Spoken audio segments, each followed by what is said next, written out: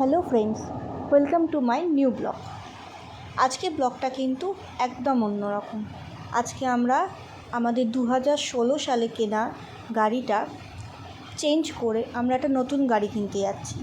তো চলো দেখে নেওয়া যাক আমরা কোথায় যাচ্ছি গাড়িটা কিনতে।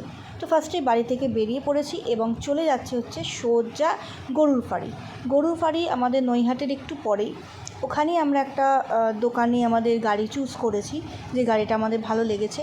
এবং গাড়িটা কিন্তু অবশ্যই আমরা ইলেকট্রিকের কিনেছি, মানে ব্যাটারি স্কুটার। এখন আমরা আমাদের যে অয়েলের যে গাড়িটা সেটা এক্সচেঞ্জ করে আমরা একটা ব্যাটারি স্কুটার বা স্কুটি নিতে চলেছি। তো চলো আজকে পুরো ব্লগটা কিন্তু থাকছে এই গাড়ি পারচেস করা নিয়ে। তোমাদের গাড়িটা কেমন লাগলো সেটাও কিন্তু অবশ্যই আমাদেরকে কমেন্ট করে জানাবে। আর লাইক আর ফলো সাবস্ক্রাইব করতে কিন্তু একদম ভুলবে না। তো চলো আমরা কিন্তু অনেক কাছাকাছি চলে এসেছি আমাদের দোকানে। আমরা দোকানে যাব আর তোমাদেরকে গাড়িটাও দেখাবো। চলো দেখো, আমরা চলে এসেছি হচ্ছে গরুর ফাড়ি এই জানকী মোটরসে।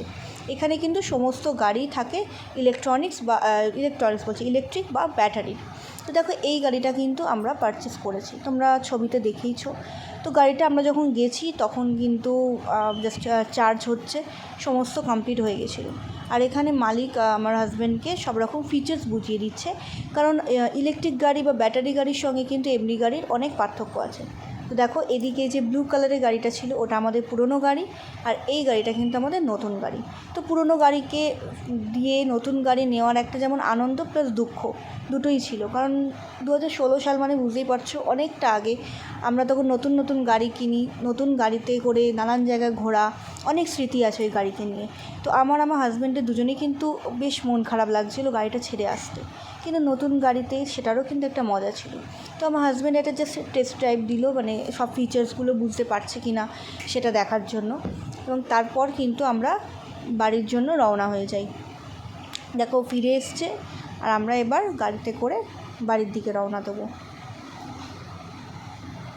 তো নতুন গাড়িতে চড়ে কিন্তু একটা অদ্ভুত অনুভূতি হচ্ছিল, কারণ দুটো গাড়ির মধ্যে অনেক পার্থক্য, সিটের পার্থক্য, উঁচু নিচু অনেক রকম পার্থক্য রয়েছে। তো আমাদের ব্লগটা কেমন লাগলো অবশ্যই কিন্তু কমেন্ট করে জানিও। টাটা।